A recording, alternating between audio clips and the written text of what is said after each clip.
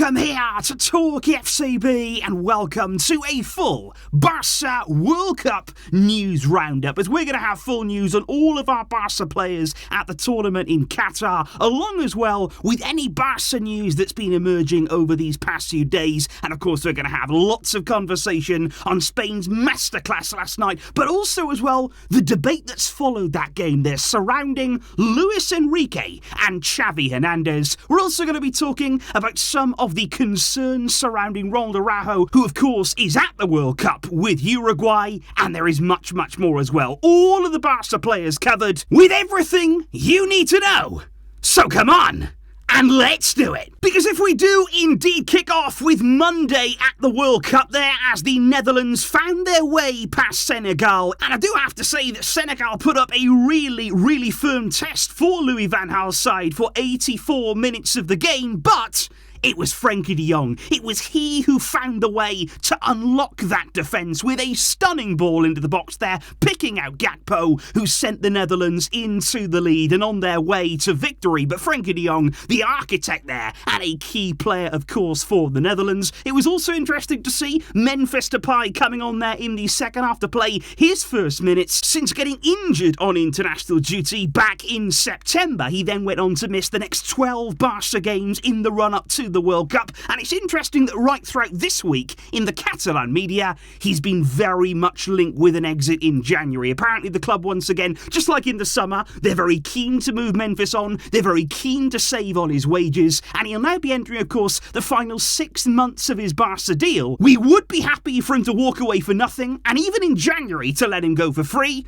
but providing he finds a club that suits him. Also on Monday, of course, the USA were in action against Wales. The two there playing out a 1-1 draw in what was a really fiercely contested game. And I think Serginho Dest there, who started for the USA, was having a very solid game. And I was really surprised, actually, that he was taken off in the second half there, replaced by Yedlin, which for me seemed like very much a downgrade in that area of the field. Now, whether that was because Dest had picked up a booking, he was on a yellow there from the first half, but he went off. And in the end, of course, USA conceding that late Gareth Bale goal as the two teams shared the points. Then on Tuesday, we did have Denmark in action against Tunisia, that one ending 0-0 there. Andreas Christensen playing the full 90 minutes for his country, and he is a massive part there. Everything Denmark do well in their backline. They're a really solid team, they're very difficult to breach, and once again there, he's in fine form against Tunisia, helping his team keep a clean sheet, and with every passing game. I've got to say here, when you watch Christensen, when you look at the characteristics that he has, he looks like such an astute signing there. To bring him in on a free, as we did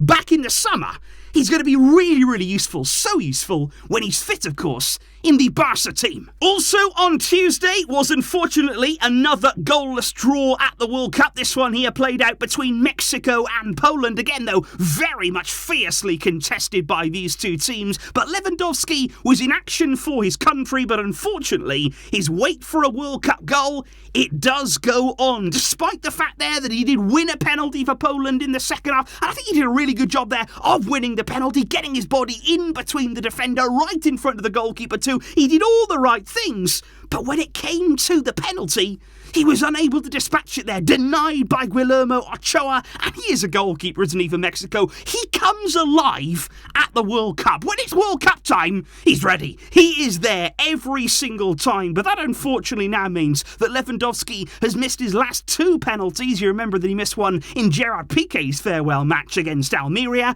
and it hasn't been the easiest time of late for Lewandowski, sent off in his final game before the break at Barca, a red card, which now, of course, means he's going to be banned for 3 games once he returns to club action. But Xavi did confirm this week that the club do indeed plan on appealing the decision there to ban Lewandowski for 3 games. He said, we're definitely going to appeal. We feel it's a very excessive sanction. It's too much of a punishment. He said, let's see if we can reduce it. Robert has always been an example of good conduct. But I've got to be honest, guys, when it comes to the Spanish Federation, when it comes to La Liga, I don't hold out all that much hope.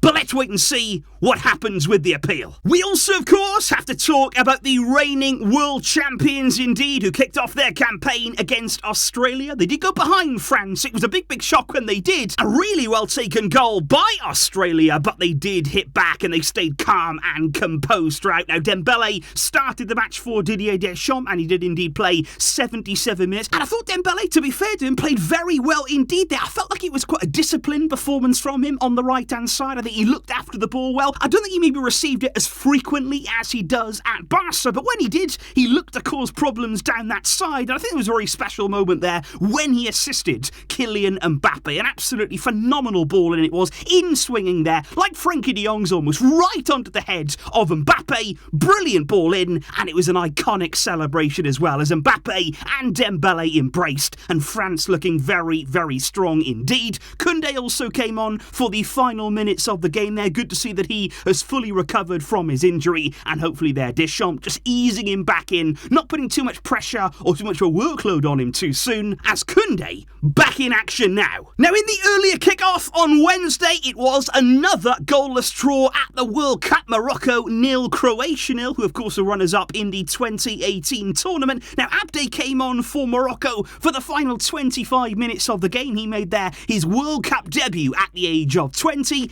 and it's safe to say, unfortunately, he did not have a great game. And look, it can happen. You know, young players there, especially a player like him, who's all about making things happen on that side, but it just didn't happen for him in that game. And let's see now how Abde and indeed Morocco can progress in their next two group games. Before then came one of the shocks of the tournament so far, as Germany took the lead against Japan, but were beaten. An absolutely brilliant performance it was in the second half, especially from Japan, to turn the game around. Now, Ter Stegen had to settle with a place on the bench. Hansi Flick there opting to start Neuer in Germany's World Cup opener. And to be fair, guys, you've got to say about Neuer, on the winning goal from Japan, he's got to do better. I think he's beaten there far too easily at the near post. It's a tight angle. He should be able to cover the whole goal there, but Neuer beaten and Germany beaten as well. And that puts real pressure on them ahead of Sunday's meeting against Spain.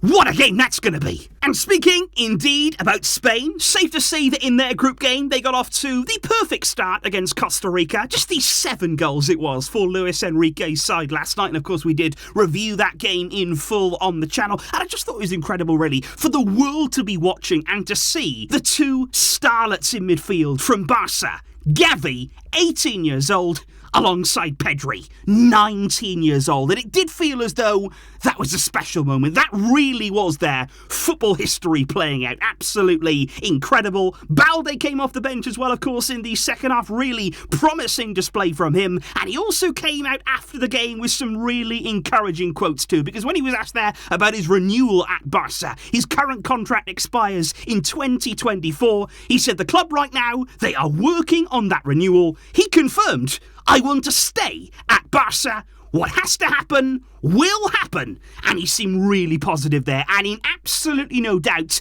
that his future was here, and that is absolutely incredible news for us. And you've got to say as well, not only the young players of Spain, but also Busquets in midfield. Very impressive from him there. Spain, of course, dominating possession and getting Busquets in all of the right areas. Jordi Alba at left back was very impressive too. Got an assist to his name and also won the penalty in the first half for Spain that was dispatched by Ferran, who has now taken his Spanish goal scoring tally to 15 goals in 32 games, which at international level, guys, that is quality. That is really good goal scoring there from Ferran Torres. I think the only disappointment would have been that Ansu Fati didn't come on. I think midway through the second half there, when Spain were cruising, banging in the goals, well clear in this game, I think it was a great chance to bring Ansu on. He could have got himself a goal to help with his confidence, but we'll have to wait and see if he can feature now in the rest of Spain's campaign at the World Cup. But it has been interesting. After that Spanish performance there, and I think not only, the result they got, the 7 goals that they scored, but more so about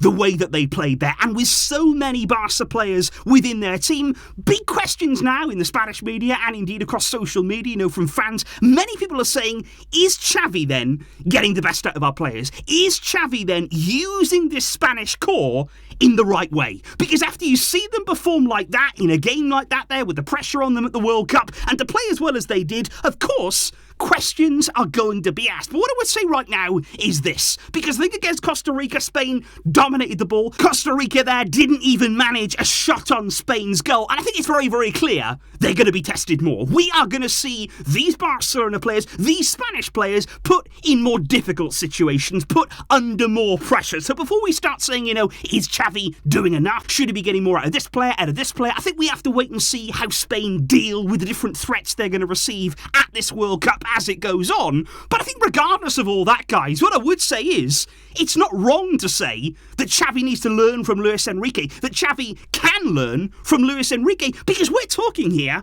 about a highly successful coach. We're talking about somebody with a wealth of experience, both at club level and now international level. I think, of course, Xavi should be learning from him. Of course, he should be tapping in to some of the things that we're seeing from Lucho with our own players. Because we do want to play in this way. We do want to play with that aggressive style, with that intensity, and particularly the kind of passing, the crispness about the way that Spain played yesterday. And like I say, there's going to be bigger tests to come. But it was a huge step in the right direction for Spain. It took a lot of the pressure already off Luis Enrique. And for sure, Xavi will be watching. Because we have at this club very, very special players that must succeed. Now, speaking about quality players, now I do want to talk about these Ronald Araujo concerns, because obviously when Araujo travelled to the World Cup with Uruguay, there seemed to be an agreement in place between Uruguay and Barça that Araujo would not play until the knockout stages. He would miss the group stage to continue his recovery, to stay on the plan that the club have in mind,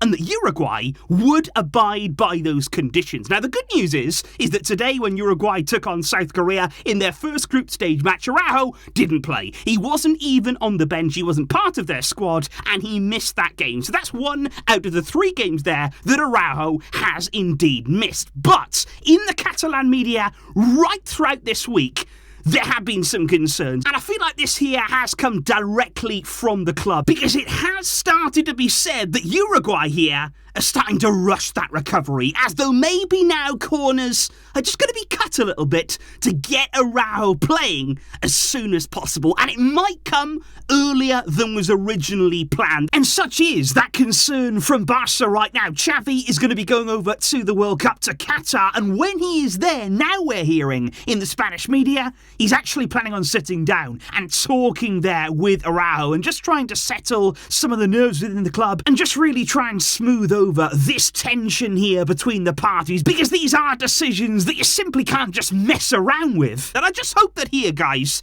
again, we don't take risks. Not with Araujo. And I just hope that he himself, no matter what pressure comes on him from the national team, I hope he can make the right decision. Because I'm not saying here, prioritise Barca over your country. I'm not saying here, pick club over country. I know that it's a complicated situation. But what I'm actually saying here is, think about your career. I'm not just talking here about this World Cup. I'm talking about the fact you're 23. You've got many, many World Cups still in your locker. Don't jeopardise that. Don't return sooner than you can here. Don't cut corners. Don't deviate from that recovery plan.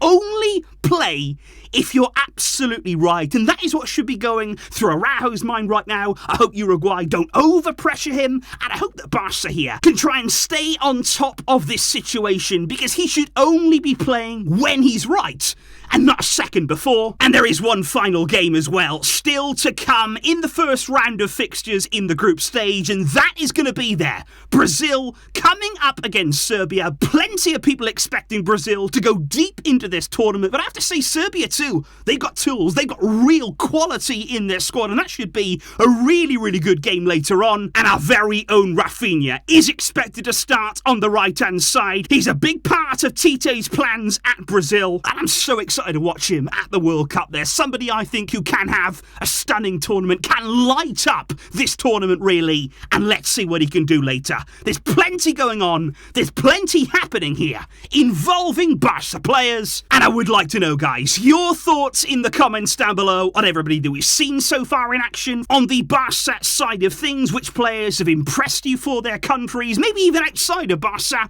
Who's impressed you so far? What have you been really, really captivated by at this World Cup? Let me know all of those thoughts down below. There will be plenty more coming up there in terms of big match reviews. because there's huge games to come. Thanks for watching, guys, today. Thanks for all of your support here as we continue to make our way through this winter break. I will see you soon, of course. But until next time, as always, it's Barça at the World Cup.